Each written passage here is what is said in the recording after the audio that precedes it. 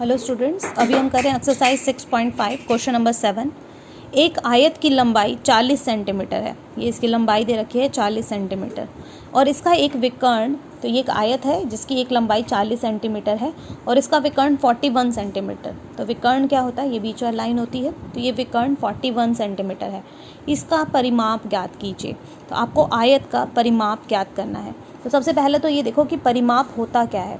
परिमाप का, आयत के परिमाप का फॉर्मूला क्या है। आयत का परिमाप क्या फॉर्मूला होता है, 2 × L + B, 2 गुणा लंबाई जमा चौड़ाई। ठीक है, तो लंबाई तो हमारे पास है 40 मीटर ना, लेकिन चौड़ाई नहीं है। तो हमें पहला काम क्या करना पड़ेगा, चौड़ाई निकालनी पड़ेगी और चौड़ाई निकलते ही हमारा काम हो जाएगा। ठीक है, तो चौड़ाई क्या है, ये लंबाई है, ये चौड़ाई है, तो हमें ये चौड़ाई निकालनी है। ठीक है, तो जो दे रखा है पहले वो लिखो। लंबाई दे रखी है आपको 40 सेंटीमीटर, विकर्ण दे रखा है 41 सेंटीमीटर और चौड़ाई पहले हम निकालेंगे कि क्या होगी। तो हम क्या करते हैं, त्रिभुज ADC लेते हैं। त्रिभुज ADC में आपको ये 90 का एंगल पता है, तो ये समकोण त्रिभुज हो गई। ठीक है, समकोण त्रिभुज हो गई तो पाइथागोरस लगा सकते हैं। तो हम इसमें पाइथागोरस थ्योरम लगाते हैं त्रिभुज ADC में। ठीक है, तो ADC में क्या होगा, ये समकोण है, तो समकोण के सामने वाला ये कर्ण हो गया आपका, ये आधार हो गया और ये लंब हो गया। ठीक है, ये लंब हो गया। तो क्या लिखेंगे, कर्ण का वर्ग बराबर है आधार का वर्ग प्लस लंब का वर्ग। तो कर्ण कितना है आपका, कर्ण AC है, नाम लिख लेते हैं। आधार क्या है, DC है, प्लस लंब ये AD, तो ये AD है। ठीक है, तो AC कितना है, AC हमारा 41 है, 41 का स्क्वायर। DC कितना है, 40 का स्क्वायर और लंब AD हमें नहीं दे रखा तो उसको AD लिख देंगे। ठीक है, अब हमें 41 का स्क्वायर निकालना है। तो 41 × 41, 1 को 1 से किया, 4 × 4, 4 चौक 16, 1 4 और 4 8, तो ये आ गया 1681। अब 40 का वर्ग करना है। देखो 40 को 40 से जब गुणा करेंगे तो देखो तरीका देखो, 2 0 है ना, 1 0 ये 1 0 ये, पहले तो दोनों 0 लगा दो।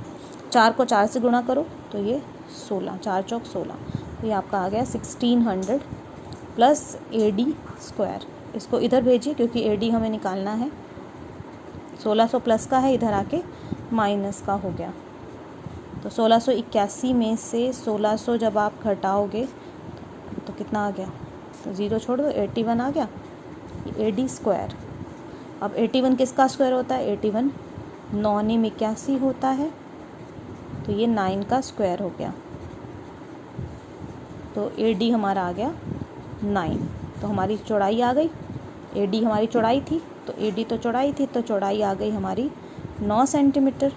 लंबाई हमें दे रखी थी 40 सेंटीमीटर और परिमाप हमारा हो गया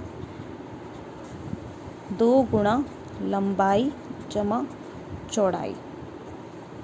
तो 2 गुणा लंबाई है 40, चौड़ाई है 9, तो 2 गुणा, पहले ब्रैकेट सॉल्व करते, तो 40 और 9 हो गया 49। 49 को 2 से गुणा करो, 2 9 18, 8 और 1 9, तो ये आ गया 98 सेंटीमीटर। ये हमारा परिमाप आ गया जो हमें निकालना था, तो यही हमारा आंसर हो जाएगा। क्लियर। ठीक है, तो हमने क्या किया, हमें आयत की लंबाई दे रखी थी और विकर्ण दे रखा था और हमें बोला परिमाप निकालो। तो परिमाप का फॉर्मूला होता है 2 गुणा लंबाई जमा चौड़ाई। तो लंबाई तो है, चौड़ाई निकालनी है, तो चौड़ाई के लिए हमने ये वाली ट्रायंगल ली। इसमें समकोण त्रिभुज है क्योंकि आयत में सारे जो एंगल्स होते हैं 90 के होते हैं। तो आयत क्या होता है, आमने सामने की भुजा बराबर होती है, ये इसके बराबर है। ठीक है, और ये वाली इसके बराबर है और प्रत्येक कोण 90 डिग्री का होता है। जब हर एक एंगल 90 का है तो यहाँ से हमने थ्योरम लगाई पाइथागोरस, वहाँ से हमने कर्ण का वर्ग निकाल के ये हमने ये निकाल लिया। ठीक है, ये लंब है आपका। ठीक है, तो ये लंब निकाल लिया, तो चौड़ाई आ गई हमारी, वहाँ से चौड़ाई आ गई तो हमने फॉर्मूले में लिख दिया और हमारा आंसर आ गया। ओके।